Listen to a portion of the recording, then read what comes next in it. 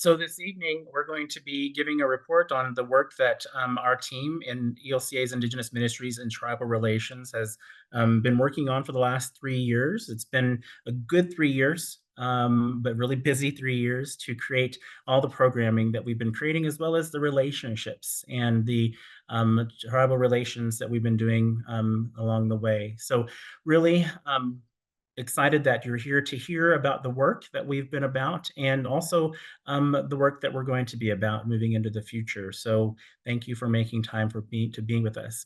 Well, we will have a little bit of time for question and answer toward the end of our time together, but I need you to put your questions in the Q&A link, which is found at the bottom of your screen. So don't put your questions in the chat. Put your questions in the Q&A. That allows for me to see them a little more clearly and doesn't confuse the questions with comments or other things that you folks might be talking about in the chat, which is also very fun. So thank you so much for doing that. And when you have questions, I'd be happy to take those there. For those of you who are logging on, you can see that we have the closed caption option on for our presentation tonight, and we'll continue to do that through the rest of our presentations here in Truth and Healing Movement activities. But you should have the ability to control those at the bottom of your screen as well. So if you want to turn them off, you can turn them off. And for those who need to turn them on, you have the option to turn them on. Fantastic. Well, so throughout this evening, I'm going to be having some different folks be a part of the presentation. So I'm going to have a PowerPoint that's going to take up most of the screen, but my face will be there, and then we'll invite other people to be on. And I'm going to put someone on the spot right now, and she's not going to like it, I don't think, but it's my boss, and I don't know, maybe she doesn't want to be on the screen, I don't know, but Tammy Jackson. Are you able to be on the screen by chance? Or um, are you busy doing other things, which is also okay. If she's not, that's fine too. But I just want to say thank you to Tammy Jackson. For those of you who don't know Tammy, she has been working for the ELCA since the inception of the ELCA, and now she gets to serve as the Senior Director of Ministries of Diverse Cultures and Communities. And so that means that she's my boss. And so, yeah, if we can tag her to the screen, that would be really great. I want people to see her. Hi, Hi, Tammy. everyone. She's wearing black too. Yay! The team all wore black. And so I just want to say thank you, Tammy, for your continued support. I mean, Tammy's been supporting me since I was a teenager, and now I get to work with her more closely, and continues to be an incredible cheerleader and fan and support and all the things that we need in Indigenous ministries and tribe relationships to do all the things we're doing. But wanted to give you a moment to say hi and say thank you to you as well. Hi, everyone. Am I unmuted? Yes. Okay, good, because it doesn't show here on my screen. I had no idea I would be on screen this evening. Sorry. Hey. But thank you, and thank you, everyone, for being here and supporting this important ministry. I am Vance Black Fox supervisor, but he is the teacher, right? And I learned so much from him each time I'm really in his presence. And so I didn't want to miss this opportunity this evening. I've been to a 101 already, but I always learn something. So I'm so grateful. So thank you, Vance. Yeah. Thanks, everyone, for being here to support this, as I said, very important, critical ministry in our church. Thank you, Tammy. Thank you so much for being here. You're welcome. And I know she has a lot of other things going on this evening, so of course she has permission to take off. I'm not her boss; she's mine, so she can do whatever she needs to do. But Tammy, thank you for being here for this opening, and we're grateful for all of your support again. So with that, I'm going to share my screen, and we have a little PowerPoint here. It should see if it shows up. Ta-da! Fantastic. And so, so if we could invite Justice and Wanda into the room, that would be great. So I get to serve as the director of ELCA's Indigenous Ministries and Tribal Relations. But for those of you who've not gotten a chance to meet Justice and Wanda, I don't know if any of us are on the screen now. I'm Justice Nichols, who is a citizen of the Cherokee Nation, but is also Osage, serves as our program director. And Wanda Frenchman is Oglala Lakota and Lenape, and she serves as our program assistant, as well as serving as the vicar for the Native American Urban Ministry in Phoenix. So she does both those jobs, and we're really grateful for all the gifts that both of them bring to this work and to this program and this ministry. So thank you to you both, and we'll hear some more from them here in a bit. So thank you so much. I just want to check with the technical folks. Am I on the screen here? Because I don't see. Yes, you are. Okay, great. All right. So I'm just going to trust that you are navigating because I can't see much except for the PowerPoint at this point. So so happy that you folks are here, and for those of you who are joining late or later than others might have, welcome, and we're glad you're here for this report. So we're going to just jump into all the things, because the reality is for us is that there's a lot of things to share about, and we only get to share a little bit about each of those things, but I want you to hear a little bit about each of those things. And I'm really thankful that I have some other guests who will be in the room with me to share their reflection on the work that's been done, and quite frankly, introduce you to some of those folks. There is countless folks over the last 3 years. We have invited countless folks to be a part of the work, or people who are already a part of the work, and tonight we just have a handful, but thankful that they were able to be with us to share a little bit about the ministries and the way in which they partner with Indigenous Ministries and tribal relations. So we'll start with we'll go down here to the next slide. So the declaration of the that's not right. The repudiation of the Doctrine of Discovery Task Force. So some of you will recall that we, at the Churchwide Assembly in 2016, repudiated the Doctrine of Discovery. We were about the third denomination, Protestant denomination, to repudiate the doctrine. And then we celebrated that. It was a really great victory, if you will. There were like countless, there were the largest number of memorials from the synods to make this happened. It was really fantastic. And then we got through Churchwide Assembly, and then we didn't do anything for like 4 or 5 years.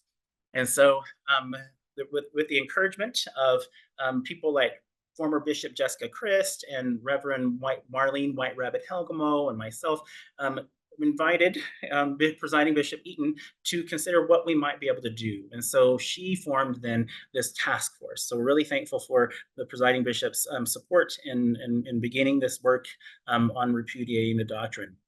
And so I want to invite one of the co-chairs, the Reverend Manuel Retomosa, my brother, to share about what our task force might look like, and just a little bit about what we've been about over the last 3 years.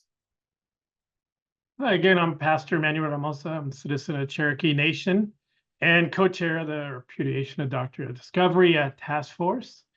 And there's about 20 leaders on this task force that gather every several months to go through a list of items, and a lot of it falls currently onto Vance's position and a lot of the work that he gets to be a part of and do. But it falls, we're moving towards congregationally the work that we get to be a part of in the wider church. And one of the lists, we have a list of 21 things that we go through to move this task force forward and move our church forward. And one of the big ones, of course, is the education piece about teaching about the repudiation of Doctrine of Discovery. And that means that all of our leaders have some knowledge of that and understanding of what that's meant to our people and the people of this continent and other continents as well. And and in the education as well, the land acknowledgement piece is one of those other tasks of the 21 that we're asking congregations to be a part of, to create for themselves that land acknowledgement. And Vance has put together a great template for that on our website. So I hope you guys will check that out and be part of that work with us together. Also looking at supporting our Native leaders in the church and bringing up future leaders as well, and how we can support them through our task force. And again, that's more of Vance's work and the work of our seminary in Berkeley. So that's just a little bit quick synopsis of what we've been up to, and hope you guys will look into it more. Thank you, Vance. Yeah, absolutely. Thank you, Pastor. In addition to what Pastor shared, it's important for folks to know that the task force is made up of Native people, non-Native people, lay leaders, pastors, bishops, synodical bishops. Presiding Bishop Eaton is consistently in the room with us to have this conversation. And so again, we're just really grateful for all the folks who have been a part of the task force over the last 3 years to really get us moving in this work together. So Pastor, thank you for your leadership. Pastor Manuel is a leader in a variety of places in our church, and this is another place where he offers his gifts to us, and we're just really grateful. So thank you, Pastor Manuel. So the repudiation, as he says, really helps decide. Well, the way in which the task force works is we create these sub-task forces. And so one of the sub-task force, the first sub-task force actually that we created was on the, I guess I don't know how to do this. Okay, is on the declaration of the ELCA to American Indian and Alaska Native people. And so this declaration really was our recommitment to doing the work of the repudiation. And for some of you who are familiar, you might think about the United Nations and how they created a declaration. Now ours is not as in-depth as the UN's declaration on the rights of Indigenous peoples, but it serves the same purpose to remind us what direction we're going and the things that we need to commit ourselves to, and maybe even some ways in which we get there. So I would like to invite Dick Magnus, who is been a leader in our church for some time and has graciously said that he would serve as an advisor and leadership on the leadership team for the repudiation task force, and also is in a variety of other places where I'm plugging him in, and just want to give him a chance to say some words about the declaration. Before I do that, Vance, Dick Magnus here, want to say hello to Tammy Jackson. Used to enjoy working with Tammy directly, and it's so delightful to see you on the screen tonight, Tammy. We're always appreciative of all that you do. Thank you. You're welcome.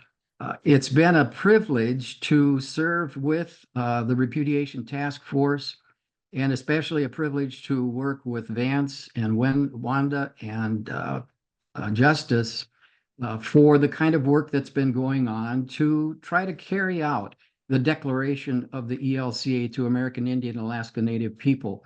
If you haven't looked at it, I hope you will go to the Truth and Healing Movement and to the resources and find it, because it's a tremendously done document. It covers a lot of territory. It admits to the complicity of the church. It admits to the complicity of our church in not taking seriously the treaties that our nation was a part of with Indigenous people that have left Indigenous people in difficult straits.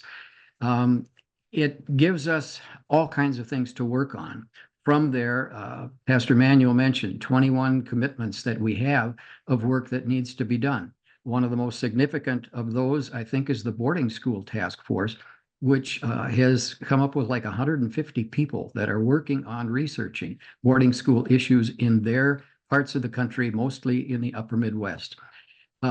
Tremendous things that have happened.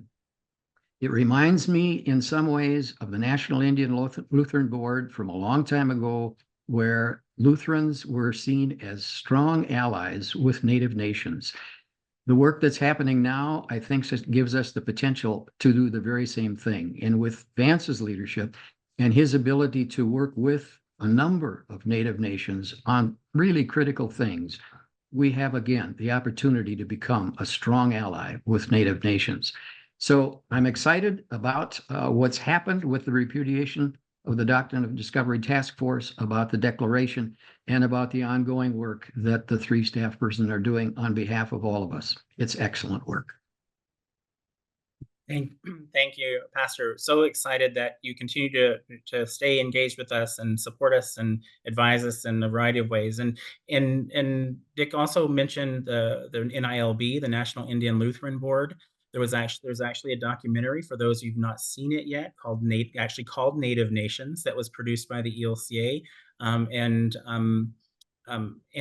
directed and edited by one of our friends, Sid Bean, who was actually a chair or president of the National Indian Lutheran Board at one point in time, but is a filmmaker. Go watch that video. The documentary is located at elca.org/indigenous at the bottom of, if you click on resources at the top of the page, and I think the video is listed at the bottom, but you can find that video and the link to their YouTube page where that video exists pretty easily. So check that out. Thank you, Dick. I'm really grateful for all that you've done. Now, the declaration is fantastic. It is actually on our homepage. So if you do go to elca.org/indigenous, you can find this declaration on the front page. So just scroll down a little bit and it'll be right there. So you can see the picture, the beautiful powwow dancer is on the cover, and you can see that image on the website. So thank you so much, Dick. Thanks for being here this evening. And so one of the things that I'm always wanting to make sure that people are clear about is that my position really is a position that's outward. The job description that Native people put together for this position in partnership with Tammy and others really is one where I'm working with Indigenous Ministries, so the ELCA Indigenous Ministries, of which there are 24. There are 24 Indigenous ministries in the ELCA presently. And so we want to continue to look at how we support those ministries, but also then the bigger chunk of my work is really to do tribal relations. And so I want to talk first about those tribal relations.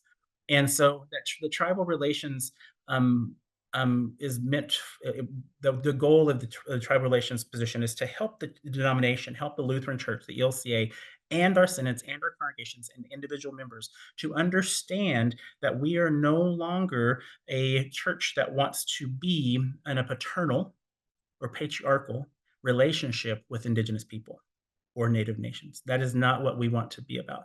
We are now about understanding that we are in a relationship. We are in a church to Native nation, or church to tribal nation, or church to sovereign nation relationship. That is how we now have to behave. Does that mean that we shouldn't still support tribal nations or Indigenous ministries in the ways that in any way that we can? No, it doesn't mean that. We still support them, but we let them make the decision on how we're going to support. And we also just let them decide how they want to use our support, amongst many other things. So how do we support their work in advocacy and the things that the tribes are looking to be about in the modern day and their relationship with the federal government? And so advocacy is a huge piece of this work. In fact, we're hoping at some point in time we'll be posting a new position for an Indigenous advocacy person who will serve out of our DC office in our Witness and Society office, and so we're excited about that. So that's a large chunk of what I am supposed to be doing. And then the Indigenous Ministries, the 24. Over time, we've just as a church not done the greatest at supporting our Indigenous ministries. Right now, we don't have pastors in all of our ministries. We haven't done the leadership development that we needed to do to ensure that we have either Native pastors prepared or even non-Native pastors prepared to be in those Indigenous ministries. And so in addition to helping to find leadership that is appropriate, and I'm also looking at how do we help find the funding that is needed to support most of our ministries. Some ministries can support themselves, but not very many of them. And in addition to that, one thing that folks don't understand is that I think 22 of the 24 of our Indigenous ministries have full-on food programs. They're feeding people every day in the communities in which they exist. And some of them are feeding, we're talking 20,000+ mouths, people out of their ministry. And so to find those fundings and continue to support those ministries financially is important. And so looking for ways to do that, whether it be through individual donors, through the ELCA mission dollars, or especially World Hunger funds or Lutheran Disaster Response funds. And World Hunger and Lutheran Disaster Response has been an incredible partner at helping to look at how we support our ministries better as well. So we're really grateful for that. So 24 ministries are all around the country, and we do a lot of work together. In fact, right now I'm sitting in a hotel room in Denver, where I just drove back. I just drove 4 hours from Scottsbluff, Nebraska, where the Lakota Lutheran Center and Chapel is located. Meeting with them and with the Nebraska Synod Bishop and the DEM and others to determine, okay, what are some next steps for a new pastor, because their pastor retired earlier this year. And so that type of work is happening all across the country with our ministries. And so we're grateful for our bishops and for others who continue this work. One of the people that I'd like to invite to the screen is Bishop Paul Erickson from the Greater Milwaukee Synod. I'd like for him to share a little bit about our partnership that we were able to create with our ministry there in Milwaukee, the Lutheran Church, the Great Spirit, and their new pastor. So, Bishop, welcome.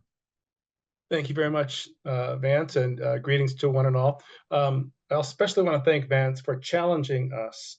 It was about 2 years ago when Vance contacted myself and the Greater Milwaukee Synod, our DEM, Matt Short, and challenged us to step up in our support of Lutheran Church of the Great Spirit. This congregation was founded over 30 years ago as a partner congregation to Church of the Wilderness up in northern Wisconsin, was served by Pastor Lawrence Jacobs, then by Pastor Jack Russell, and then by a long series of part-time folks and supply preachers, etc. Vance challenged us about 2 years ago to see if we could raise 50% of the funds to support a full-time redevelopment pastor for 3 years. The other half would come from the church-wide organization. And so we agreed to do that, not sure exactly where it was going to come from, but we knew to listen to the voice of the Spirit when the Spirit was kicking us and pushing us and pulling us into the future. So we have worked to identify those funds, and we now have Pastor Shar Giuliani in place. Shar has been serving there since September. Not a native person themselves, but is of Hispanic origin and is a wonderful fit personality-wise and style-wise for that ministry. It is an urban ministry in partnership with a local organization called Strong Native Minds, which is helping to connect with the resources in that the southern part of the city of Milwaukee. So we're grateful for the partnerships that are already being established and strengthened. We're grateful for the lives that are being changed. The congregation has a renewed sense of energy and growth and vitality, and it's a fun place to hang out. So thank you, Vance, and thank you to our partners in the ELCA for working with us in this. Absolutely. Thank you, Bishop. Thank you so much for your hearing the Spirit, and thank you to Matt Short and the rest of your team there in the Synod for continuing to look for ways in which to support Pastor, but more importantly, support the congregation and the ways in which they want to move in the world and be in the world. So really thankful for that. It's important to note that the relationship that or the opportunity actually in the relationship funding wise was actually with CCL, Christian Community and Leadership, which is led by Phil Hirsch, the director of CCL, and so they found money in their granting pool to make the other half happen, and we'll continue having more conversation with Phil about opportunities for other ministries.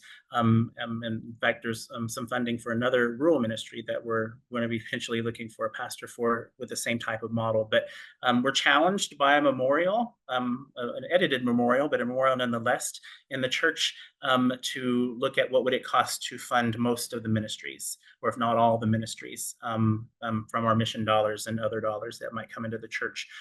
That's a big number. But we're charged with that task. And so no matter the number, we'll still work on figuring out how we do better at supporting our Indigenous ministries than we have in the last years. And so, Bishop, thank you so much for being a part of that new mission, if you will. So thank you. So I could say tons more about our Indigenous ministries. I won't do that because each one of them has an incredible story. If you have an Indigenous ministry nearby, take the time to get to know them. Don't feel like you've got to go there and take care of them. Don't feel like you've got to bring Jesus to them. They have Jesus. They can take care of themselves, but be in relationship with them, right? And if you need some coaching on that, I'll be happy to tell you how to do it. So be in touch. Email me. All right. Then we're going to move on to, and I think that it was either Manuel or Dick that mentioned the boarding school initiative. And our boarding school initiative is actually called the Truth Seeking, Truth Telling Initiative. And this initiative, without a name, actually started before I came to work at the ELCA. Now, again, I've worked for the ELCA before, so this time it's been about, in August, it will be 3 years. And so, but before I was working here, I was working for the National Native American Boarding School Healing Coalition as the director of communications. And toward the end of my time there, I was given the task of working with the churches, Catholic Church, Protestant churches, to really begin engaging them in the conversation. And it was probably about, 2 or 3 months before I left that organization, when I got a phone call, or maybe it was an email, but we hopped on the phone, or maybe it was a Zoom, I don't know. And it was a woman whose name was Liz Andrus, and she wanted to know. She's from Minneapolis. She's an educator and an organizer, former educator, retired educator, but an organizer and many other incredible things. And she wanted to know what the ELCA might be doing in regard to Indian boarding schools and recovering documents and doing research and such. And I said, well, at the moment, as far as I know, nothing, right? But it'd be great if we could do something.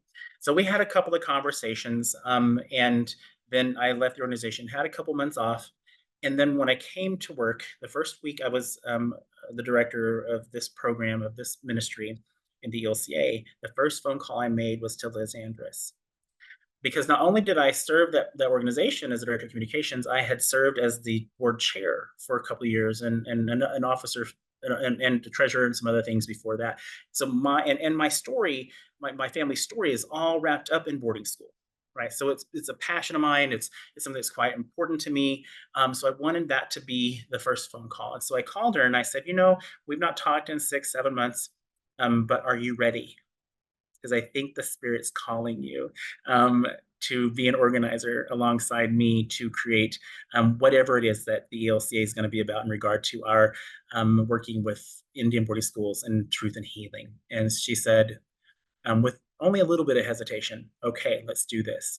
And she has been so phenomenal. I mean, I could literally spend the next hour and a half talking about all the things that she's done. As a volunteer, she's organized and taken many of her own hours to really create this this initiative. And we started out in phase 1 with like five states, 10 synods or something like that. Now we're at 27 synods in phase 2. We're kind of scared to roll out to phase 3 and phase 4. We don't know what that looks like yet, because 27 synods and we have 150 people who are engaged, right?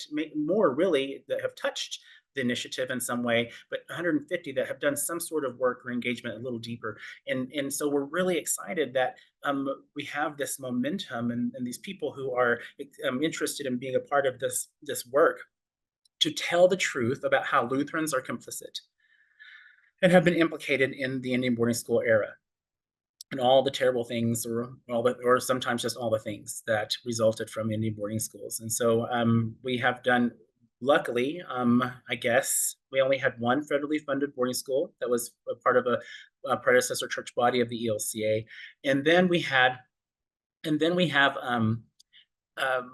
multiple schools that were not federally funded. And the work that the Boarding School Healing Coalition is doing is really and the government is doing is really on the schools that were federally funded. So again, lucky enough, I don't know, the only federally funded school was in was called Bethany Indian Mission School in Wisconsin. And it really serviced mostly Ho-Chunk people, but also had other tribal peoples there, kids there. And it just so happened that that director of that school ended up becoming the archivist for whatever region in the LCA or whatever other predecessor church body that was located at Luther Seminary. The archives were located at Luther. So he just took all of his records and moved them over to Luther's archives. And so we have 12 boxes of completed records that we now have cataloged by the folks there at Luther and some volunteers from outside of Luther. And now that it's been cataloged, it's been sent to the ELCA's archives. And they're going to be taking care of those archives. And we have begun scanning each document. We have some volunteers who've begun slowly working. That scanning process is long, arduous, and slow and tedious. And we have some folks doing that. So we're really grateful for that. And so Liz has been coordinating all that. She and I are co-leads in the initiative, but it's really all mostly her work and the other volunteers whom she's surrounded us with, who serve on each of these teams that have been created. And one of the things, because we only have one school, the focus really is how have we been implicated in other ways? Where did Lutheran farmers sell food to what school? So if they probably didn't sell, there was only one Lutheran school.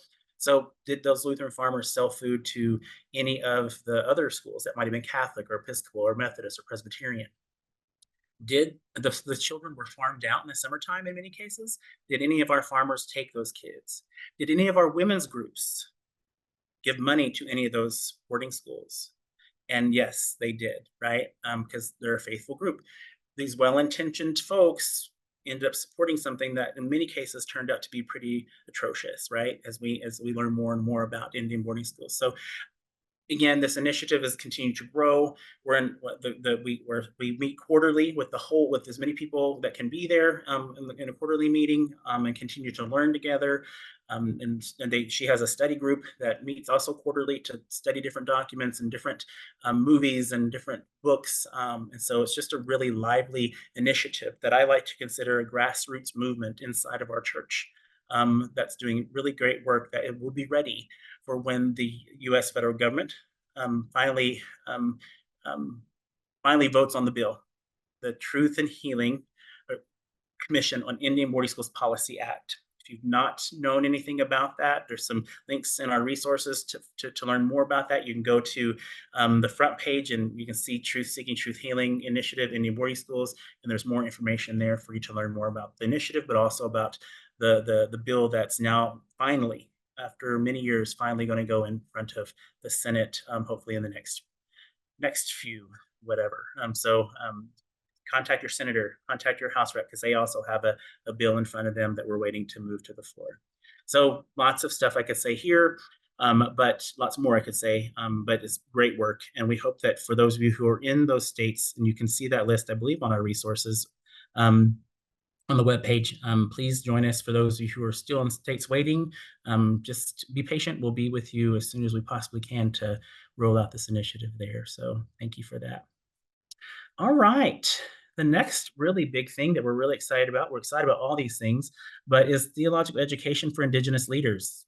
TEAL is what we call it, TEIL, because that's a lot of words, not unlike Indigenous Ministries and Tribal Relations, though I refuse to have an acronym for that ministry. But for theological education for Indigenous leaders, we go by TEAL for short, because it's modeled somewhat after the TEAM program, Theological Education for Emerging Ministries.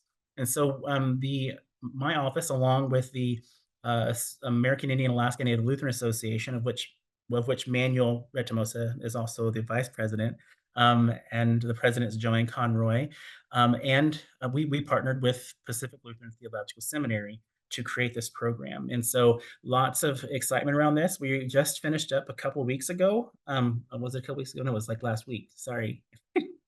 We were in Portland for a week, and we had 8 of our 10 students. 2 of our students couldn't come because one had broken her leg. I'm going to pray for our sister Darla. So for those of you who might know Darla, Darla's been tending to her broken leg, and then her sister Sheila stayed to care for her. So we had 8 students, and this session, this week-long session, we had 2 classes. One was on Lutheran Confessions and Catechism, which, many of us may have been through confirmation, but we wanted to go deeper. And sometimes the Lutheran Confessions can be a little flat, but I chose some folks that I knew could make it fun and interesting, and also engage in Indigenous pedagogy, because we also teach from an Indigenous pedagogy. So that was Reverend Dr. Robert Smith, who is Chickasaw, but also teaches on Islamic studies in addition to Native studies, and is now writing books on critical race theory. He came in leading our team, him, and then Bishop Annie Edison Albright from the East Central Synod of Wisconsin. She was there to co-facilitate that with Robert, and I was there to be supportive, and they just did a really great job. Great reviews, but the students continue to teach us just as much as we try to teach them. They are just phenomenal, and in some ways, I want to give credit to Manuel for reminding me of this, or pointing this out to me. It's our students. Our students are saying the things that the rest of us should be saying around grace and around understanding who Jesus and who Christ is, and really maybe should be leading the future of our church and the way in which we move in this world as a church. Just the wisdom that they espouse is phenomenal. The second half of the week, we had Dr. Kelly Sherman Conroy who taught Systematics 1 from an Indigenous pedagogy. Can you imagine, for those of you who went to seminary? That's a challenge, but she's gifted and she's very talented and did a phenomenal job, and they enjoyed that learning as well. So we are just completed, as I said, our first year. That's 3 sessions, and they have a total of 8 sessions, and so we still have 5 more to go. But looking forward to continue together. We do, while this is a program of PLTS, which is based in Berkeley, our classes are hosted in Portland and in San Diego, at 2 different congregations that are really lively in their. One is Augustine Lutheran Church, which is the pastor there is Mark Knudsen, who is very much about social justice and incubating different organizations in the church. And they have a native ministry there called Open Circle, which was led or created by Reverend Ramona Rank, who has since passed and walked on, but she was really important to the church, serving on the church-wide church council at one point in time and many other things. So anyway, and the other is at St. Andrew's Lutheran Church in San Diego, which is pastored by none other than Reverend Manuel Retomosa and then Pastor Sarah Eisenbrow. So we're excited to have those people to support us. So continue to keep our students in your prayers. The goal from PLTS is to have a second cohort to begin along with the first cohort in the fall. I'm a little wary of that because I'm producing much of it right now, and so I'm sure it'll be just fine. But that's a lot of work, and so hopefully we'll have the funds arrive so that we can hire someone to produce the week-long hospitality and gathering of folks each time we gather, so that the instructors and the students don't have to worry about much. So another great program that we're really proud of. All right, so here's a picture of some of our students and some of the church-wide leaders. Bishop Laurie's there and some other supporters, congregational members, but you can see right here in the middle some of our students who come from a variety of congregations and ministries. And so we're just really glad that we have this documented. And there's also an article that you can read about this opening ceremony we had and what the program is going to be about, and it's found in our resources. They're all so happy. Look at them. I was happy too. Look at me cheesing over there. All right. All right. So, homeless and houseless. For those of you who might know me in the room, you know that at one point in time, I did a little bit of homeless ministry and feeding people in a couple of different locations in my career. Los Angeles being one, and San Antonio being another in my early years there, but always concerned about hunger and housing, just because I come from a place where I grew up in. My parents always made sure that we were taken care of, but there were moments where we weren't homeless, but we might have been hungry, and so making sure that I'm paying attention to all these things in my ministry is important. When I first started this ministry back at the ELCA, and one of the first trips I went on was a big tour of 5 different Indigenous ministries, and the second stop was the Pine Ridge Reconciliation Center. Some of you may have been there in Pine Ridge Village on the Pine Ridge Reservation, which is the reservation of the Oglala Sioux tribe. And while the Pine Ridge Reconciliation Center was mostly focused on doing immersive work in education, and then also providing food and caring for children, and providing spiritual renewal and faith formation opportunities. When Pastor K left, Pastor Dan came, there was a shift in kind of the in the numbers of people who were sleeping in the snow. And so quickly, there was a pivot. It took some convincing in some areas, but a pivot in what ministry might need to look like there. And Pastor Dan was all about it. So if you've not had a chance to meet Pastor Dan Johnson, you need to do that. And so we got the report that about 80 people were just in Pine Ridge Village were sleeping outside during all seasons. And so the tribe began to figure out ways in which to house these folks temporarily, emergency shelter stuff. And so that was good, but they didn't have the facilities, and they didn't have the staffing to do that. So Pine Ridge Reconciliation Center, as well as another organization who has partnered closely with the Reconciliation Center, began taking care of the homeless folks more ardently. And so not only were they taking care of them during the day, as they began using the building there at the Reconciliation Center as the warming center. And and first I have to say, every day, almost every day, they are feeding people outside the door, right? But in the wintertime, they're inviting them inside, still feeding the homeless and houseless, but they're warming. They're in the basement. They have a TV, couches, chairs, games, all these things to keep them safe and warm from the elements in the wintertime.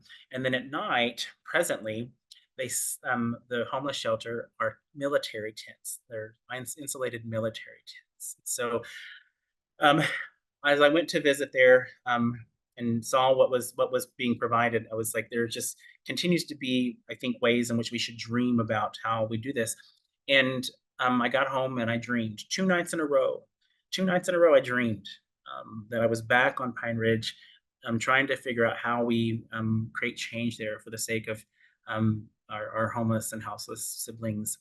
And the second night, I woke up at 4 a.m. and I just started dreaming, or just started having visions, and so began having conversations about what kind of funding we might be able to come up with to support the Reconciliation Center and the tribe, mostly the tribe, to rectify and to help bring dignity to that place. For those of you who don't know, Pine Ridge is also used to be the poorest, is still one of the poorest places in the United States, if not of the world.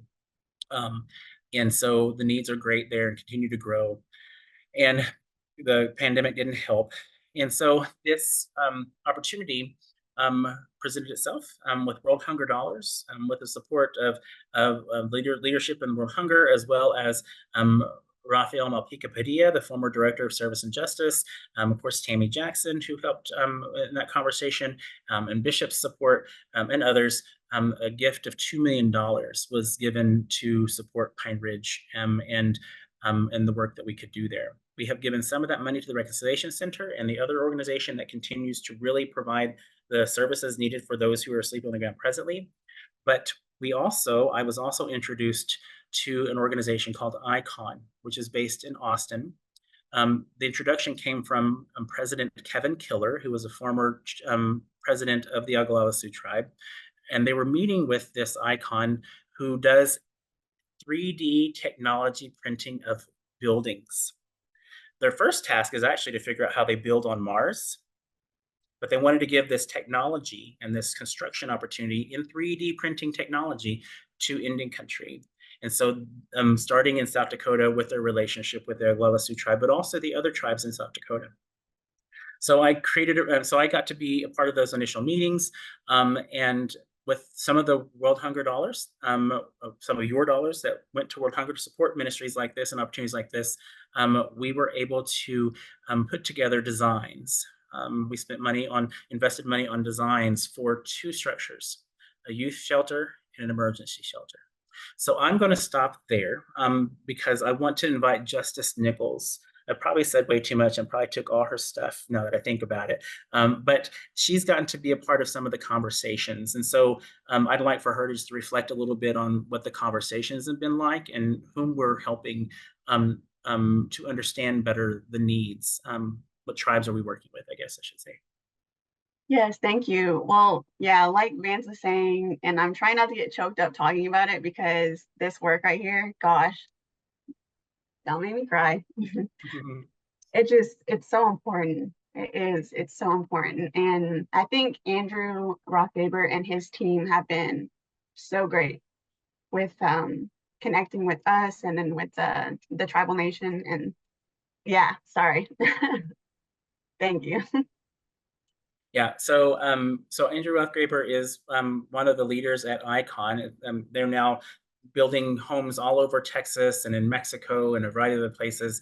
And so it looks like our first opportunity to build will be this summer, using the blueprints and the elevations and other plans that were developed with the investment that the ELCA made, my office made with them. And so we'll be building, funny enough, not on Pine Ridge, but the emergency shelter will be built on Yankton Sioux Tribe, on the Yankton Reservation. And so they were able to figure out their funding much more quickly than Pine Ridge, but the goal then is still to get Pine Ridge structures in place the following year.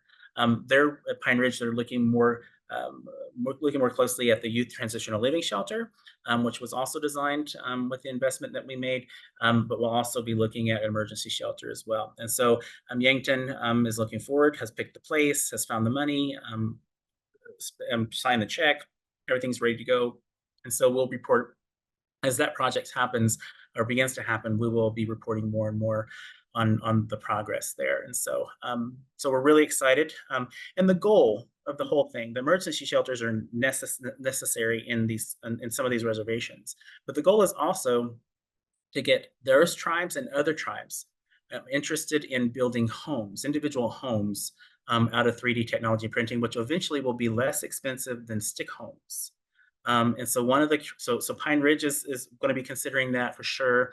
And the other tribe that we invited to the conversation most recently is Justice and mine and Justice's tribe, the Cherokee Nation, who's also looking to use this technology not only to build homes, but also to train young Cherokee men and women and others to be a part of that technology and the part of that new way of building. And so we're really looking forward to see what happens there. And we will be introducing ICON to other tribes.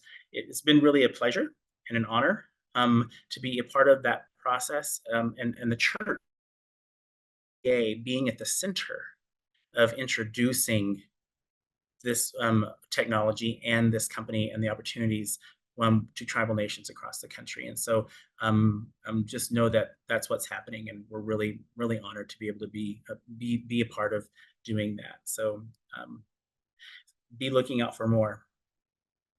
Missing and murdered Indigenous women. So every May is kind of Missing and Murdered Indigenous Month, but the day, May 5th, is the day we honor it. And so in the last couple of years, we've had some resources go out and some events that we encourage folks to be a part of, and we post all that on our webpage. But just want to ask Justice again to share a little more about the sub-task force that she was a part of for the repudiation task force related to MMIW.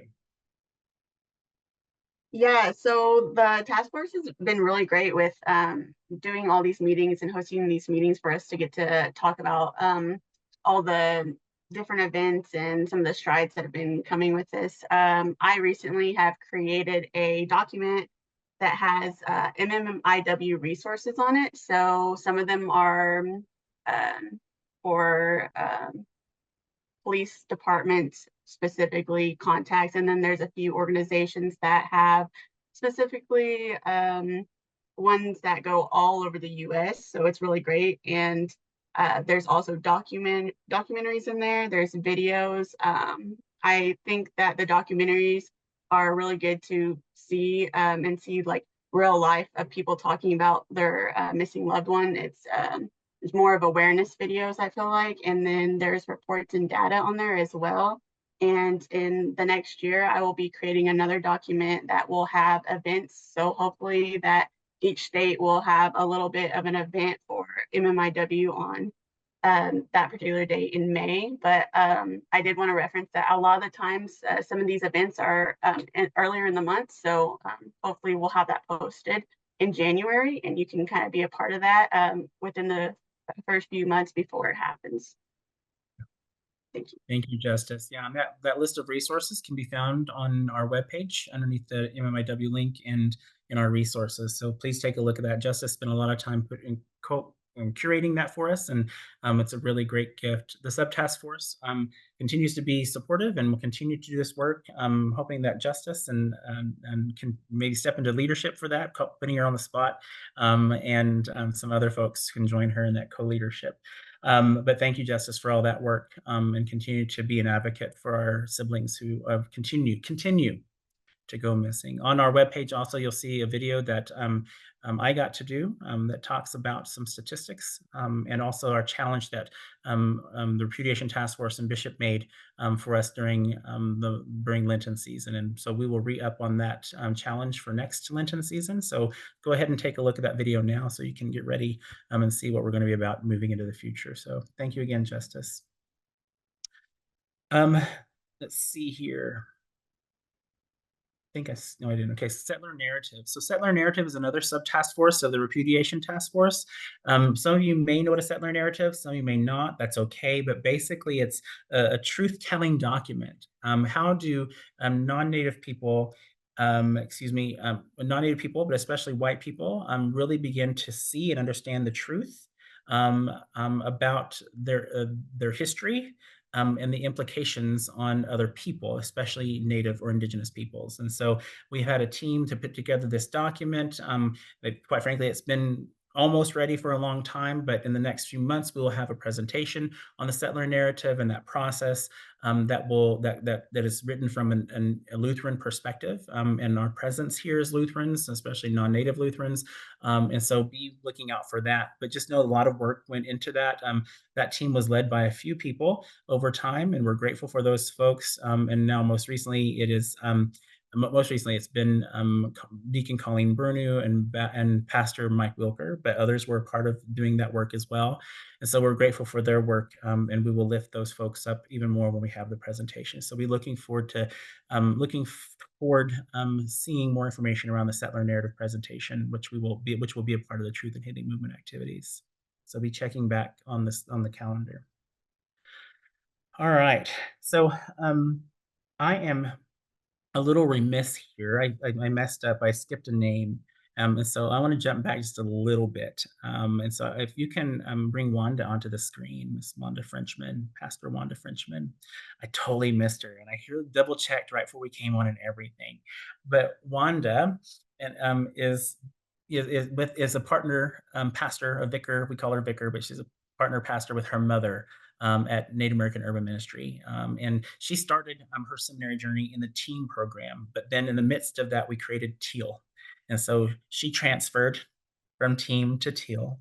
So she's had both experiences and has been able to share with us kind of how we might consider doing some things a little differently than team to make sure that Indigenous folks feel they're heard and that Indigenous pedagogy is lifted up and all those things. And so we're grateful for that. But because Wanda is a TEAL student, before I go into creation justice stuff, I'd like to action from Wanda on her experience in the TEAL program. Again, I apologize, Wanda. No, it's completely okay. I kept waiting for you to say, and here's Wanda, and I was all ready to go. So it's okay. It's all good. Don't worry about it. Thank you very much, first of all, for the chance to be able to speak about TEAL and what it means to me to be an Indigenous student and a leader in the ELCA.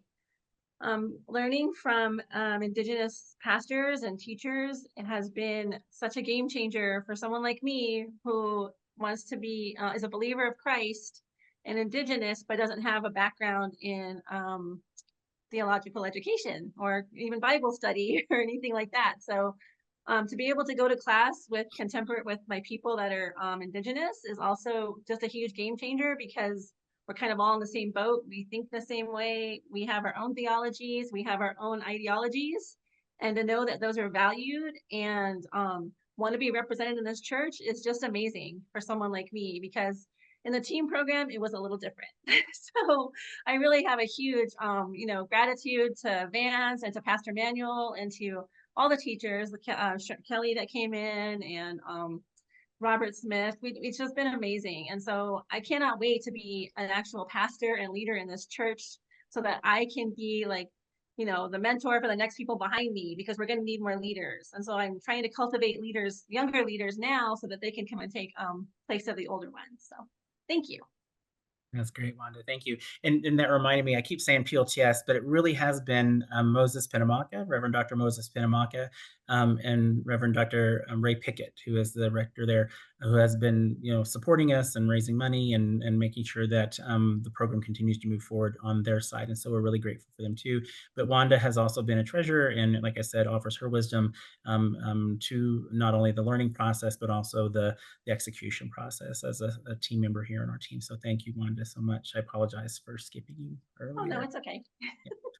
But then that brings us to creation, justice, leadership development for Indigenous young people. It has been a constant motto, mantra, order, reprimand, I don't know, of everybody, not just the church, but now the church, now that I work here, that in order for creation justice work or eco-justice work or environmental justice work to be done well and to be done correctly, you have to center Indigenous voices. If you don't center Indigenous voices in this conversation, then you're lacking. We have to remember that Indigenous peoples still take care of 60+% of the biodiversity in the world. And we have just wisdom that that has been missing in the conversation for a long time that can help rectify some of these problems. And so that we're running into because of climate change and other things.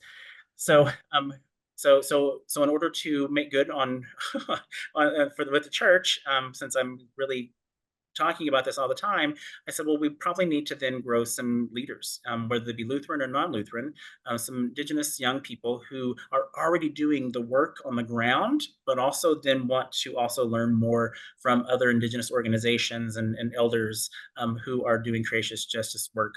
And then hopefully, it's my guess that they will be open to being in partnership with us to help us learn as a church how to do this work better. So just want to give Wanda a moment to share kind of what our planning processes look like and what we hope for the program. Okay, thank you. So indigeneity and eco-justice, creation justice kind of goes hand in hand as far as I'm concerned, because our people have been stewards on this land since time immemorial. We've been taking care of this land. We've been the caretakers. So to raise up Indigenous youth and let them know that their Indigenous knowledge is going to be so key for the future and for the next generation and keeping the land, getting the land back to a place where it's going to be livable, because the current way that we're going, it's not going to be. So being able to, get some young adults in there, take them for immersion experience, let them build community with each other and learn that they are valued and that their input is valued as Indigenous young people, so that we can basically build relationships, connect communities.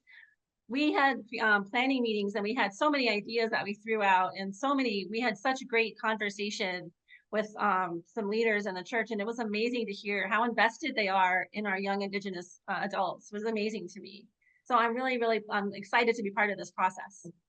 Yeah, thank you, Wanda. And in addition to the folks that were in the church or part of this church, in the conversations we've had, other partners in this planning process are Protect the Sacred, which is an organization based in Navajo Nation.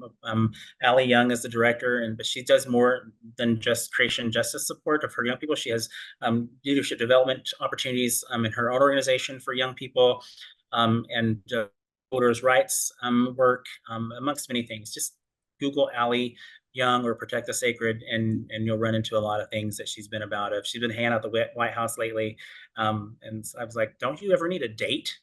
Hello." And so she laughs, and whatever. So then, in addition to that, we are another formal partner who's partnering with us is Creation Justice Ministries, which was birthed out of the National Council of Churches back in the day, and now is its own nonprofit, and they are very interested in continuing to do this work with us and around creation justice, leadership development for Indigenous folks, Indigenous young people, I should say. And then lastly, the Center for Environmental Justice, I think that's the name. at PLTS, Pacific Lutheran Theological Seminary. They too are now a partner with us. And so spreading out a bit and certainly taking the lead on the development of things, but also allowing for the wisdom of other folks who've been about this work for a long time besides ourselves to influence and to guide us and to advise us and mentor us into this program. And so we're really thankful for that. But we're looking forward to that, looking for funding to make this happen, and hopefully that'll happen soon. Thank you, Wanda. Yep, you're welcome.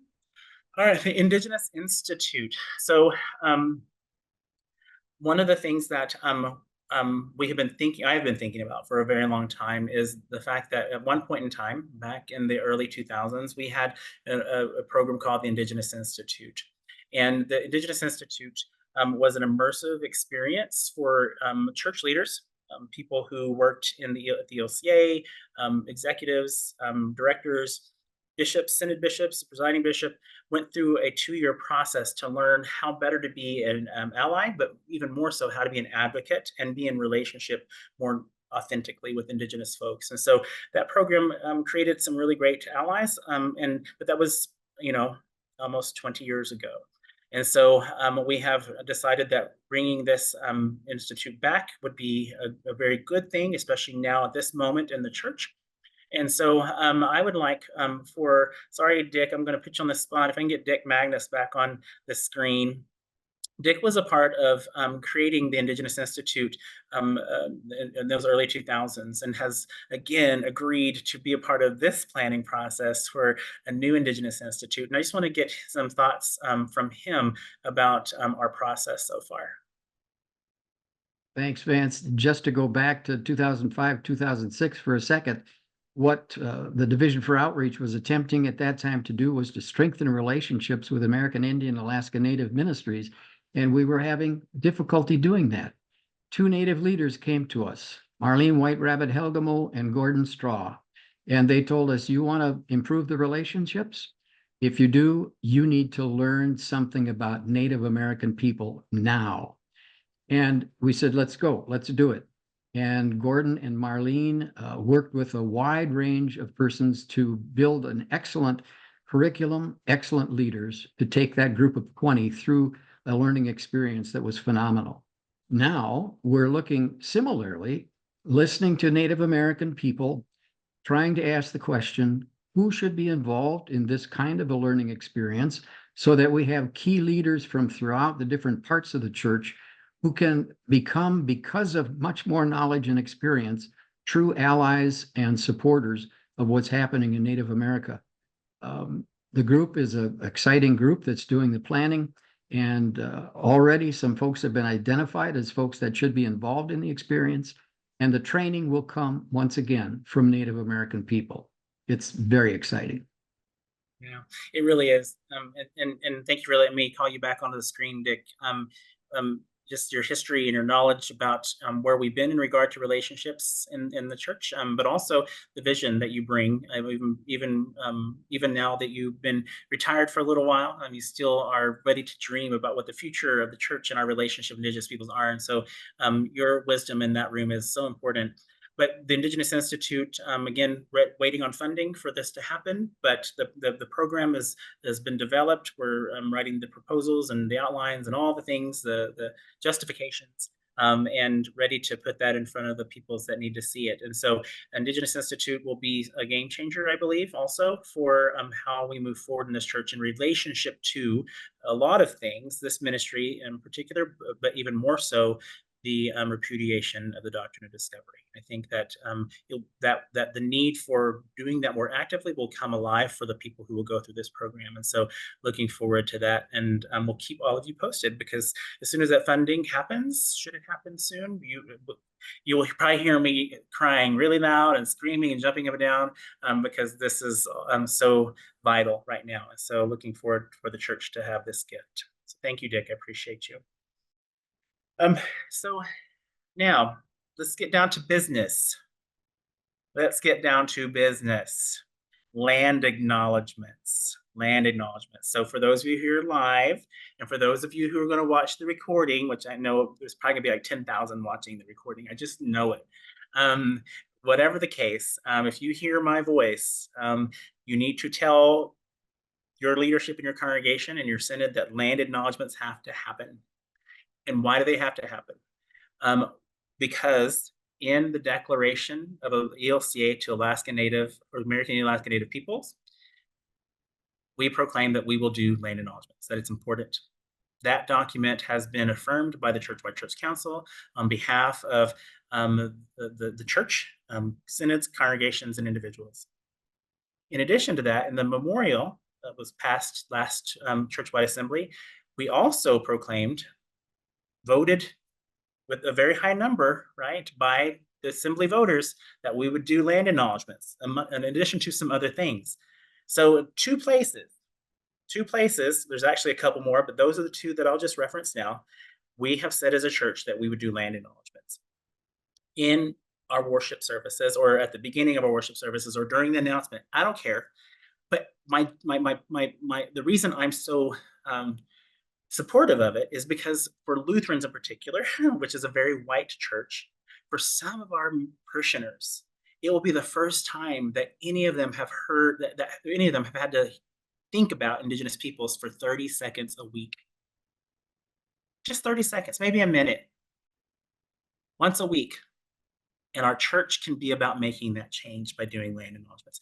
So you do the land acknowledgement out loud. It could be one reader. I would encourage for the whole congregation to read it together. I don't know. I don't care, one or the other. Post it in your narthex. Put it in your bulletin. Keep it static there, right? Leave it alone. Let it be there. And there's even a resource to help you write a land acknowledgement for your congregation. You can go to elca.org/indigenous, click on land acknowledgement, and boom. I've written the words for you, in fact. If you want to use those, that's absolutely okay. It's also good to practice land acknowledgement as individuals. And when we enter into meetings, whether they be Zoom or in person, just like we did here tonight, just name the tribes. Whose land do you live on?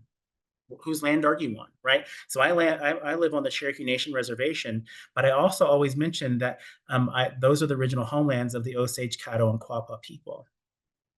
But when I'm in Denver, I go to the resource native-land.ca and look up, oh yeah, well, while I'm here, I'm actually on Cheyenne and Arapaho land. So getting that to be a habit. Folks are like, and you'll hear some folks say, oh, well, what's a land acknowledgement if we don't do anything? Well, yeah, what's a land acknowledgement if you don't do anything, right? If you don't do anything beyond the land acknowledgement, well, then do something beyond the land acknowledgement. Don't get rid of the land acknowledgement. Do the opposite. Keep the land acknowledgement and figure out what you can do next. Land acknowledgement is an action. So when you put together your land acknowledgement, you also then have to figure out what your next action is going to be. What's action number 2, action number 3, action number 4, action number 5. And so land acknowledgement's 1, 4 more. What are you going to do as a congregation? What are you going to do as an individual? But let's start with congregation. Let's do it as a team. And so do your land acknowledgements. I will be looking for synods. What synod has the greatest percentage of people, or congregations rather, doing land acknowledgements? So I don't have any candy to hand out or anything, but I'm still going to be measuring that and see who can make me so proud. So I'm going to challenge the synods to be on top of that. But if you're upset that you have to do a land acknowledgement because the church is saying you have to, don't be mad at me. Lutherans love polity. And so you elected the people to go to Synod Assembly, who elected the people to go to Church-wide Assembly, who elected the Church-wide Church Council, and adopted a memorial. It's your fault. Your fault we have to do land acknowledgements, but I think it's a good thing that you made that happen. So let's begin practicing land acknowledgements. And if you do need assistance, email me. I'll be happy to talk you through that. Even more so. I mean, let's see. It's easier to do a land acknowledgement than to give land back, right? So start practicing your land acknowledgements before I start asking for land back. I might come and say, give me your land back instead. But in all seriousness, the memorial that was passed in 2 years ago, in 2002, was a land back memorial. And there are 2 resolves that talk about the importance of considering land back. And so I've been working with a handful of synods who have churches that are closing that are ready to consider land back. And so that's exciting. In addition to that, I've been working with my friends Jill Bevlin and Jason O'Neill, who are here, who coordinate and lead the coaching network for the ELCA, which is phenomenal. If you don't know about the coaching network, please go check that out. they have hundreds of coaches who have been trained at a high level. We even have now a native coach that has been trained, and we're excited about that. But we're working on and training coaches to work with synods and congregations to be able to have a conversation about land back opportunities when a congregation is potentially going through a holy closure, or when a synod inherits property or whatever. How do we make that happen? But not just synods and congregations. It might be a camp. It might be a nonprofit. It might be an LSA organization, whatever. If there's opportunity for land back to happen, the memorial says that we should first consider giving it to the tribe that is there presently. If not them, the tribe that was there originally. They've been moved, which most tribes have. If that's not the case, to sell the property and give the funds to the tribal nation or a tribal organization. You can give the land or the funds, the proceeds, to a tribal organization.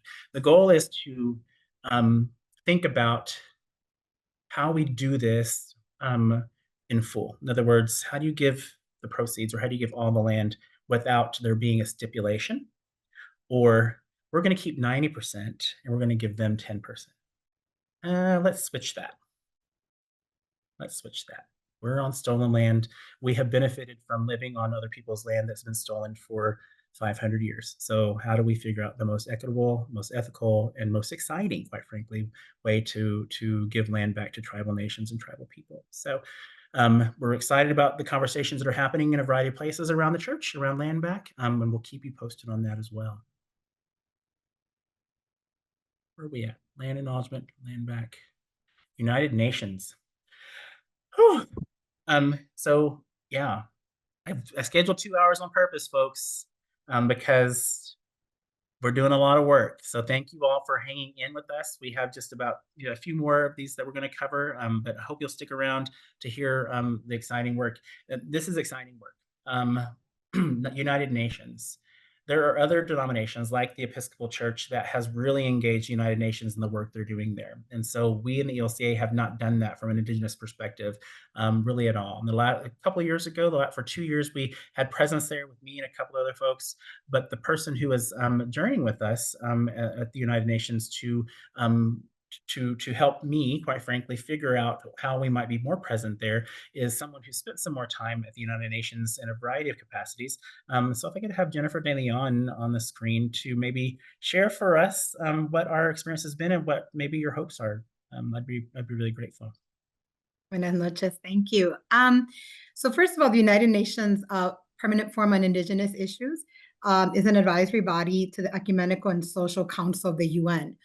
This forum was established in 2000 with the mandate to deal with Indigenous issues related to economic and social development, culture, environment, education, health, and human rights. So it's an opportunity where Indigenous folk from all over the world gather. This gathering is about anywhere from 600 to 800 people, looking at opportunities to hear from the member states, the countries, on what is their plan and what are they doing to address and support Indigenous needs, but also enhancing Indigenous people's right to self-determination in the different mechanisms of the UN, especially in the Declaration on the Rights of Indigenous People. And the last one that just happened now in April, which we didn't get to participate this year, emphasized lifting up the voices and listening to the voices of Indigenous youth. As Van said, in the past, there hasn't been much presence. We did participate in 2023. Our role mostly was to observe and learn about this mechanism and find out ways that we can not only learn from our other Indigenous siblings that are there, but also learn about the way we can network together beyond the many multiple connections and networks that Vance already has.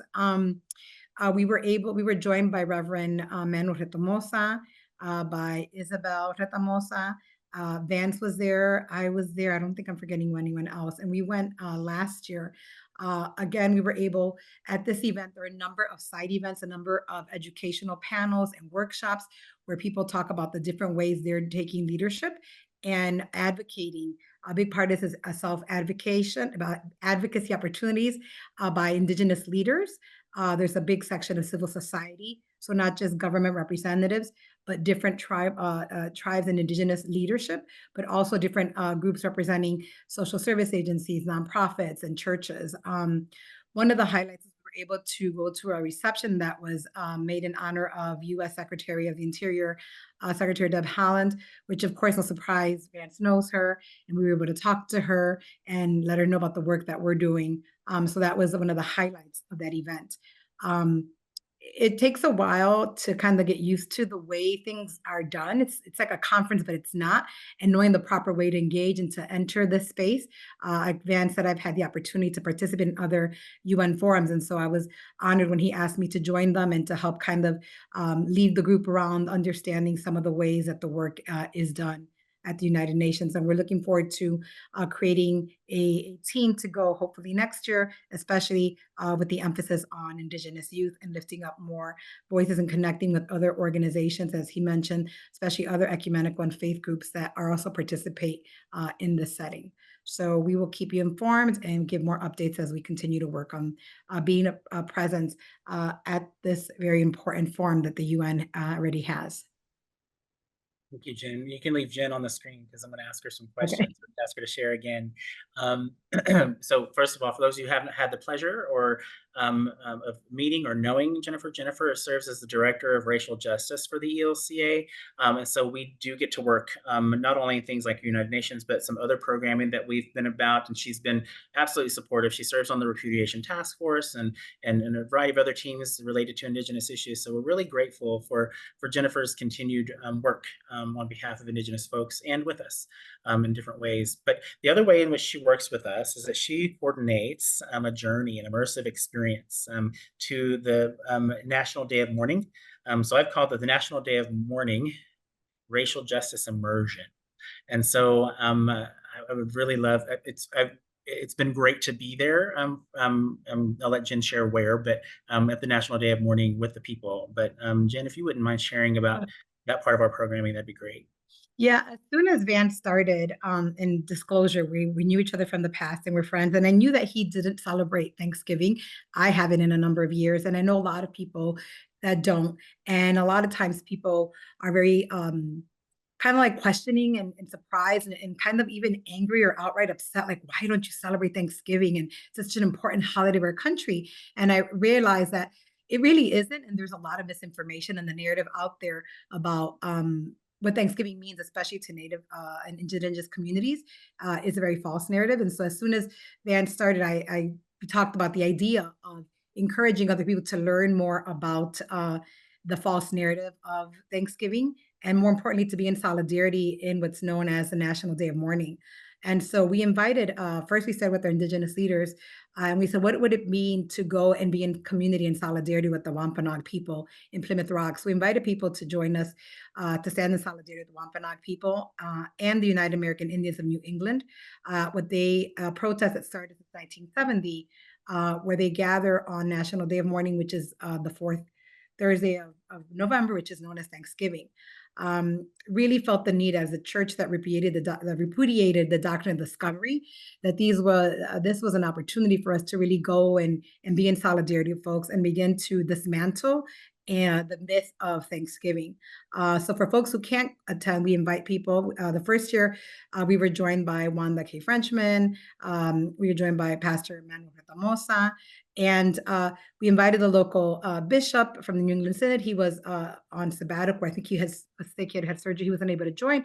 But a local pastor, Rafaela Mueller from the New England Synod, joined us. I think she's on this webinar now.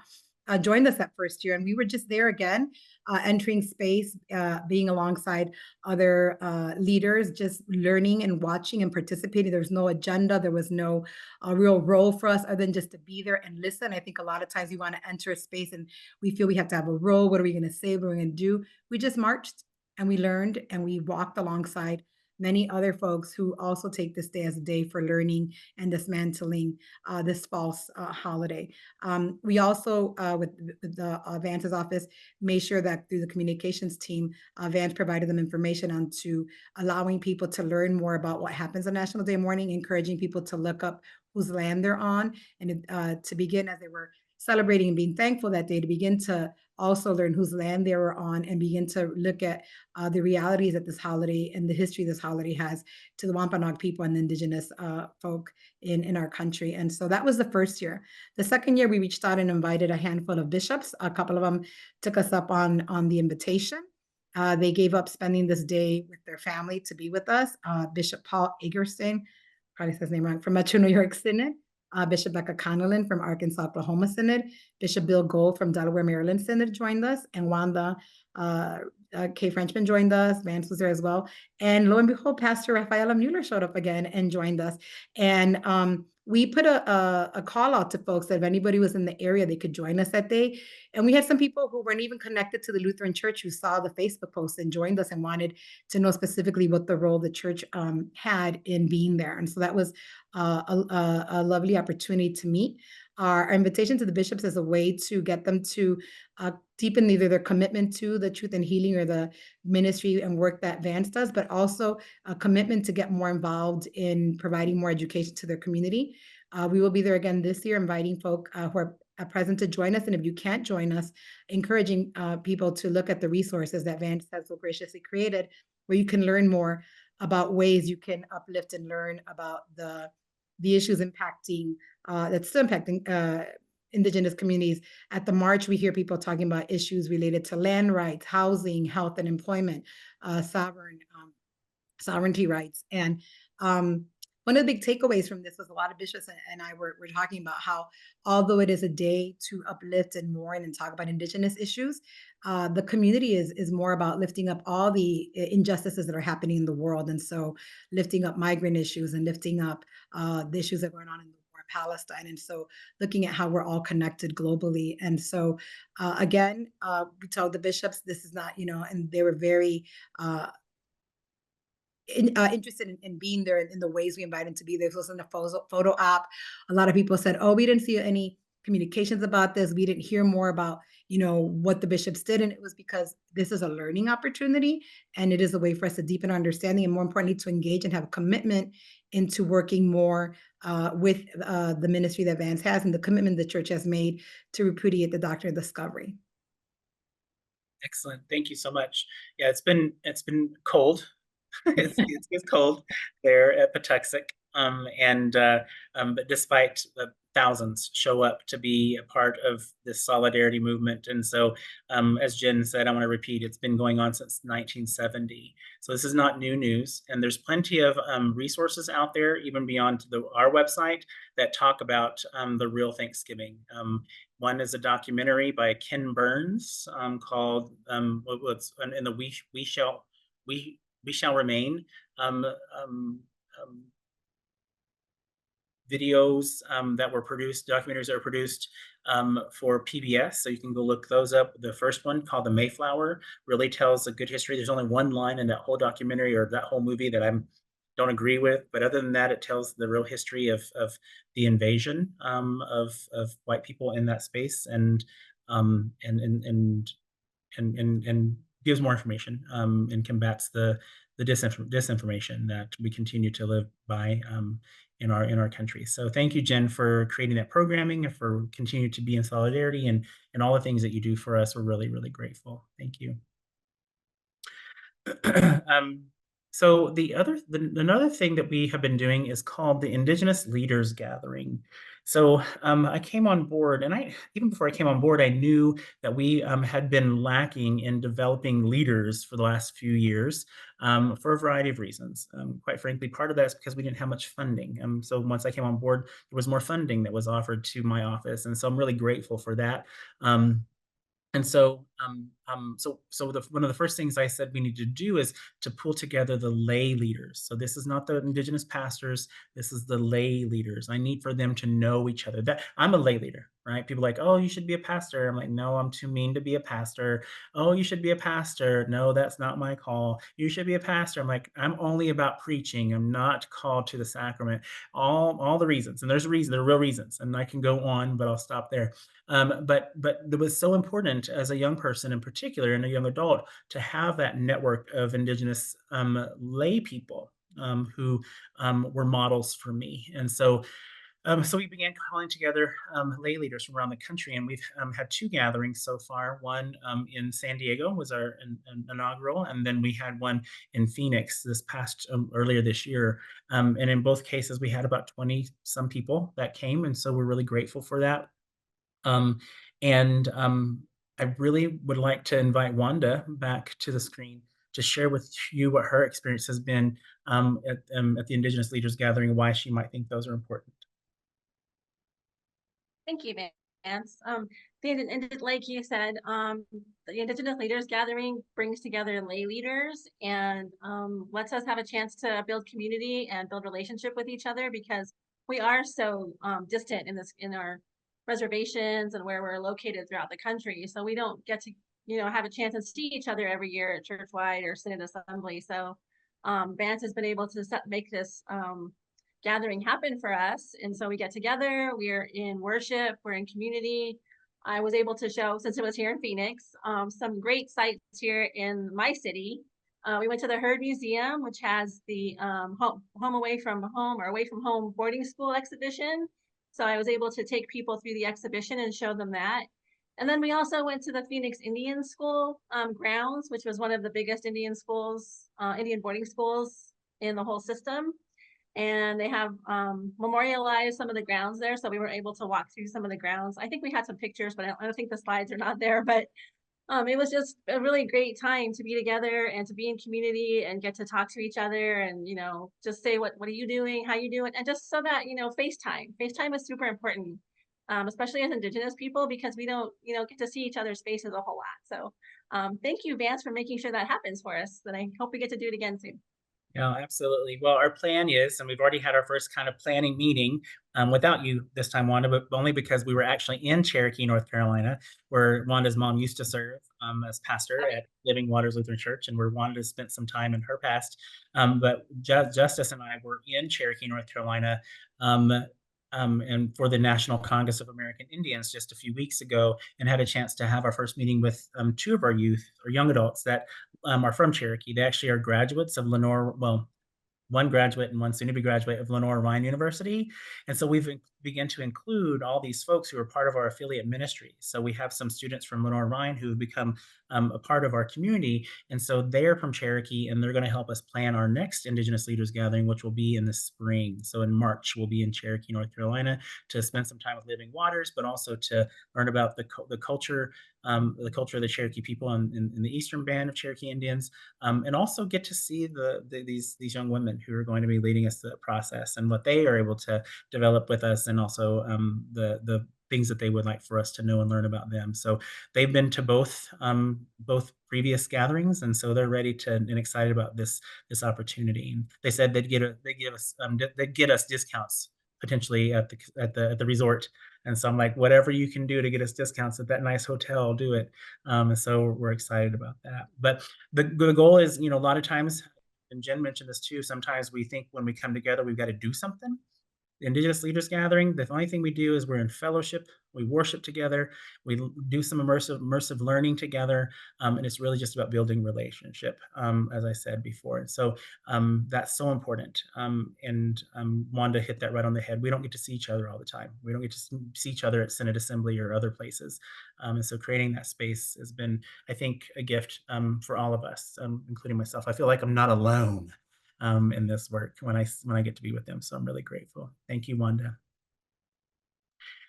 Here's some pictures. This is David up here in the upper left. He is from Nome, Alaska, or Teller, Alaska, and he in Wales. I guess his family's from all over Alaska, but those are 3 communities that he's probably most closely related to. He's a dancer and a singer and a drummer of the Inupiaq culture. So he shared some stuff with us. He's just phenomenal. You see Joanne up on the right. I'm leading worship off of her laptop, and there's a projector there, so we're all high tech. You can see behind her a picture of some folks, David included, and then Pastor Manuel Retamosa, Isabel Retamosa, and some others. I think it's the 2 from North Carolina, actually. I can't see because of the way in which my screen's set up here, but I believe that's who it is. And they went hiking that earlier that morning, and this was the picture that they sent back to the rest of us. And they went like at 6 in the morning to see the sunrise. I'm like, I'll be in bed. Send me a picture. And so it was good that Pastor Manuel could make that happen with him. And then here at the bottom is a picture that Wanda took. I think she may have taken all these pictures actually, but she took at the Indian boarding school in Phoenix, the Phoenix Indian boarding school, and our being in that space together was important. So thank you, Wanda, and thank your mom also again for hosting us at Native American Urban Ministry. So we're really grateful. All right. New project. It's actually been in the works for a couple of years or a year and a half now, but Restorative Justice Gardens and Hawaiian Food Justice. So one of the reasons why it's important for my title to be Indigenous instead of American Alaska Native people alone is because Indigenous includes two other groups. One is Native Hawaiians, and then any international group, and I mean that might or ministry that we connect with that might be Indigenous in other parts of the world. And so that's also part of my work, is to be in relationship with Indigenous folks and to help my colleagues at the ELCA who might be needing some resource and or some support in working with Indigenous communities around the world. But Hawaii is a place that we have begun to think about how we offer some funding for different volcanic events that have happened in the past. So we've worked with the Puna Strong organizations on the Big Island, and Lutheran Disaster Response has gifted small grants to those organizations that are doing big work with little money. And all of them were just so grateful for the gift. But I had a meeting with many of them over Zoom. I've been to Hawaii a couple times, but didn't get to meet with them in group because they were on the Big Island and I was on Oahu. But on Zoom, we met and got to share with them kind of how we as Lutherans have worked with Indigenous peoples in the past, with the NILB and American Indian Movement, and then how we are transforming the way in which we work with Indigenous peoples today. And I shared, I guess, some hopeful language, and within 45 minutes, they were singing me an honor song. To honor not just me, but the church and our commitment to doing things differently, and for committing to the work of restorative justice in the form of gardens, as well as in addition to giving grants to them, which they'd never gotten from our church, restorative justice gardens that we hope will be a national or church-wide actual program. But we're going to start with the congregations that are in Hawaii, because restorative justice gardens will help then help us really do Hawaiian food justice better. What I mean by that is that the inflation that's happened in Hawaii now means that a gallon of milk is $11 to $12 on the islands. That's just the only example I need to give, right? Gas is less expensive than milk. And so if you are a Native Hawaiian and you have been trapped in poverty in your communities, the federal government's trapped you in your communities, and the colonizing countries before the US federal government has trapped you in poverty, to be able to afford to live on your own island is now a big challenge. And so we want to start with Lutheran congregations on the islands to build restorative justice gardens, and to gift that food to Native or to organizations that can get that food to then Native elders, Native families with children. Some of that will be through food banks, but really a direct relationship from the congregation to those families and to those elders is the goal. And for us to begin educating not just those congregations, but the rest of the church on the need for justice around food on Hawaii as well. And then eventually encouraging and a larger program, restorative justice gardens here on the mainland. And so be watching for that. People in Hawaii are very excited about this possibility. And we'll be going back to visit to develop more of this program with the folks on the ground, the pastors who are committed to this work, which there are a handful already, as well as going to Maui to look at how Lutheran disaster response monies that have been granted to different organizations who are responding to the fires in a big way, how they're doing and how else we might be able to be supportive financially or otherwise. And so one of the things that is important on Hawaii and that I have so been grateful for Lutheran Disaster Response for being a part of or being committed to is thinking about how we get to Native organizations who are caring first for Native peoples on Hawaii, because we know for a fact that when you give to Native organizations who are caring for or responding to a disaster, or caring for community or responding to a disaster, everybody is impacted by those fundings, by that funding, everybody. But if you give to non-native organizations on Hawaii, those funds oftentimes don't make their way to Native people. And so we wanted to make sure we're working in the most equitable way, and also noting that most folks who are not Native Hawaiian have resources already in place to respond to those and respond to those fires and other volcanic events. So a lot of education happening, and we'll see more about this hopefully after August and September, when we have a chance to do some more development work with those leaders there on the islands. So this is really exciting.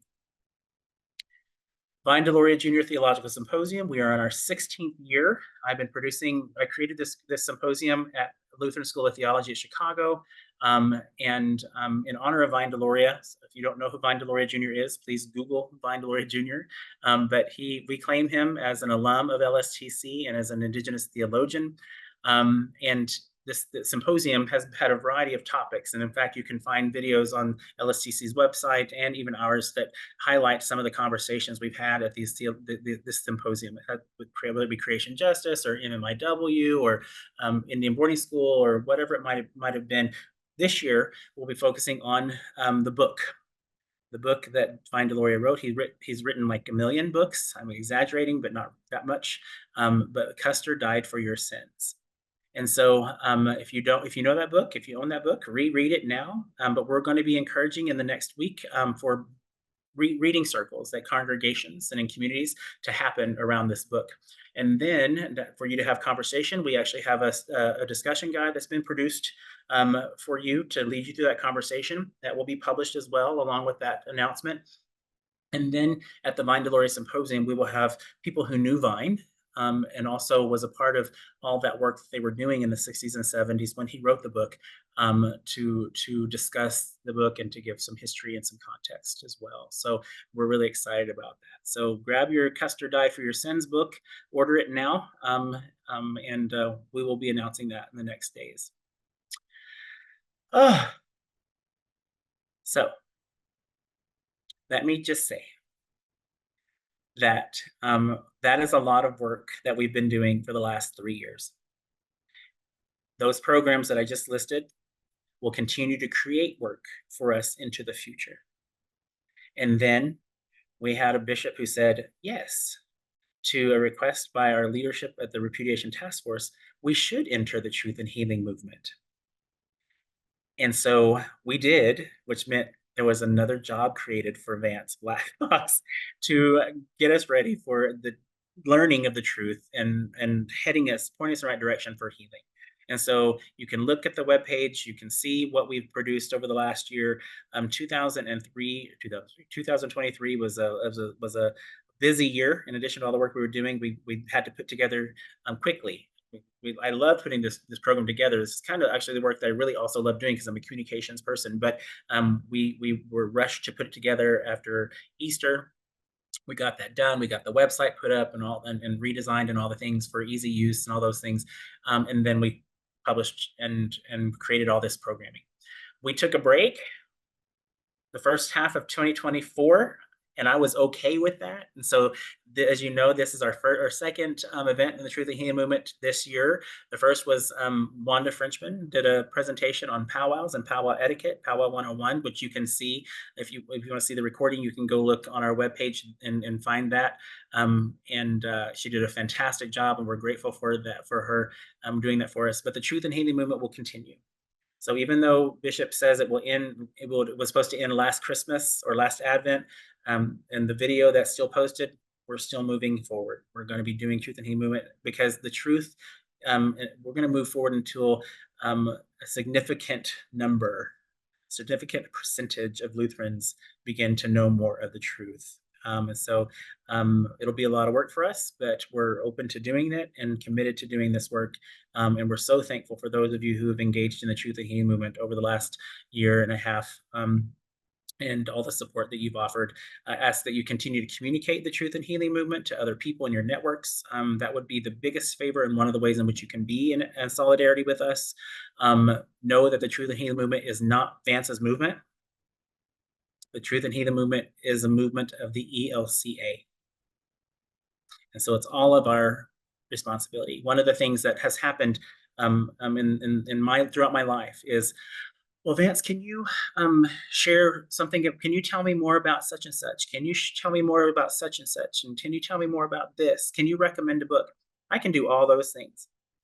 But I have made it easy, right? We as a team have made it easy for people to learn more about Indigenous peoples through the Truth and Healing Movement activities, and all the resources that we have listed on the ELCA website, elca.org/indigenous.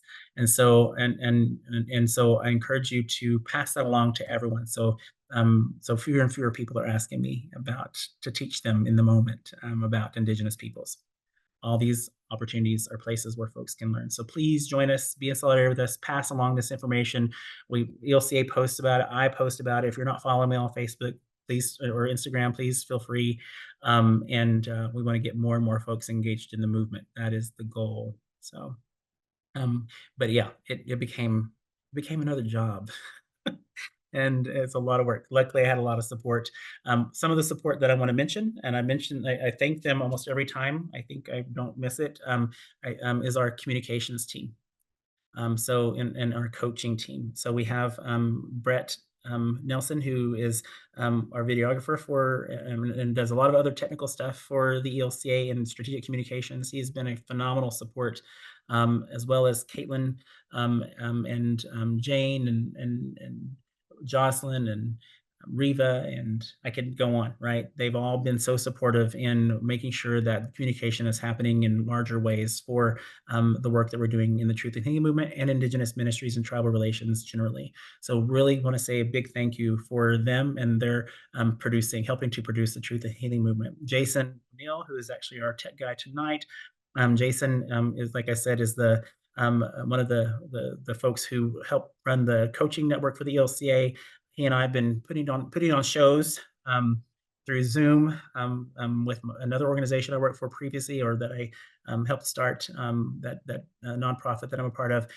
He was a part of helping me do this stuff there. So thank you, Jason, for your continued support in this way. And the list can go on. So I just want to say thank you to those folks right now for helping to make Truth and Healing Movement happen, and for putting up with my busyness and sometimes needing to be more patient with me than in my timeliness than you probably should have to. So I'm really grateful. But they know I'm busy, and they give me a lot of grace, and that's invaluable. It's just invaluable because we're getting a lot of really good stuff done, and their grace is important to me.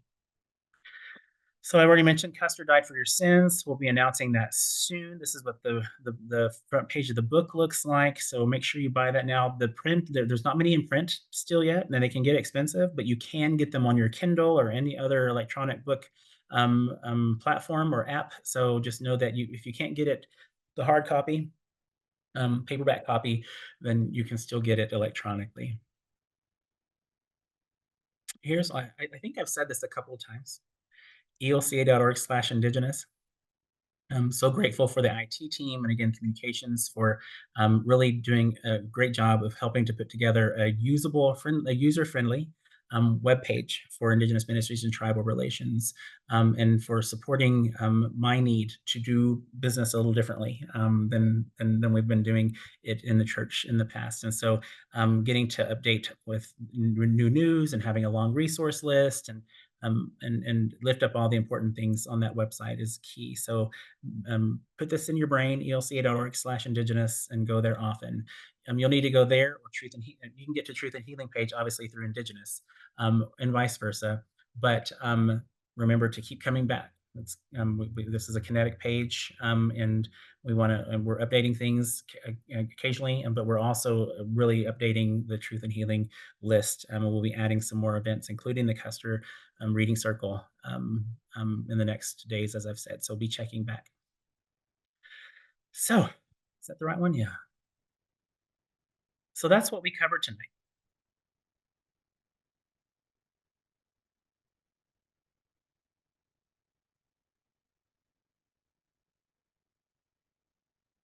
And I'm going to say, it has been a pleasure.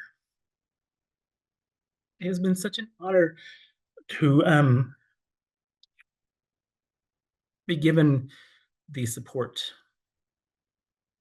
that I will confess did not receive in all the times that I worked for the church in the past.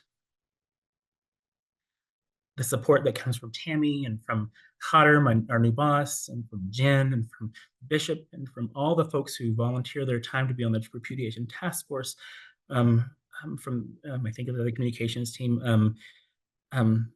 All of this can't happen without them.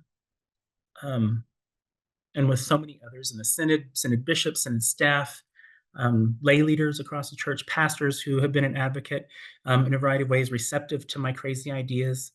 But this is what we just covered. This is what we've been working on for the last 3 years. This is the stuff we'll continue to work on. I'm not going to create any more programming. we're at the edge, right? It's a lot. We can do this. People are like, you can do all that? We've been doing it. We will continue to do it. We have the support. And if any of you want to be a part of doing some of this work with us, let me know. You can email me at the website. Just know that the goal is to make sure that this work is not in vain. And that we do need for the rest of the church to know that this work is happening. And for those of you who hear my voice right now, whether it be live or in the recording, please share what's been happening in Indigenous ministries and tribal relations.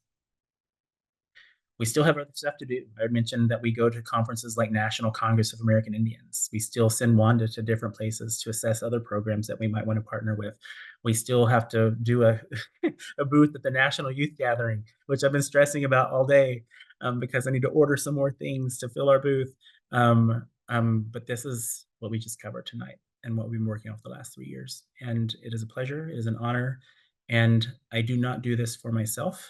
I do this for Indigenous people around the world, and especially here in the United States, at our ministries.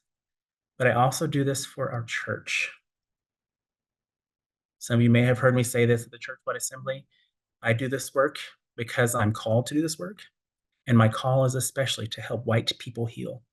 So I wanted to make your journey into healing, your journey into knowing the truth, as easy as possible. So that's why we did the Truth and Healing movement. But there's also all this other ways in which you could plug in and be supportive in the work that we're doing. So just wanted to point out that other people are critical to this work, and we invite you to be a part. Now, we have a few moments left, I think. And I will go look at the Q&A. I don't look at them until we're done here. I'm going to stop sharing my screen so you can see my big face.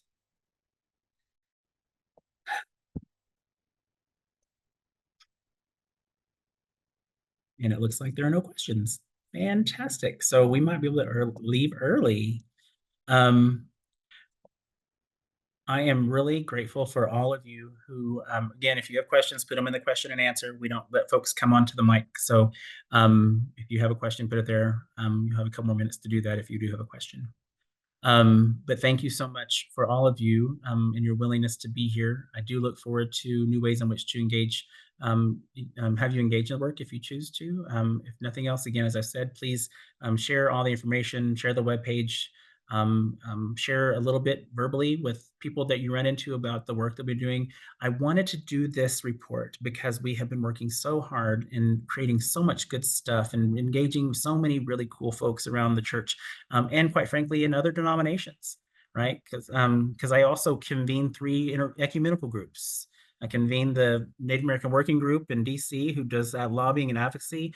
I convene the Council on Native American Ministries, so people who serve in positions like mine, and then also the boarding school, the Truth and Healing churches, so the folks who are doing research, so the Catholics and the Episcopals and the Methodists and the Friends and others who are doing this work. So lots of stuff going on.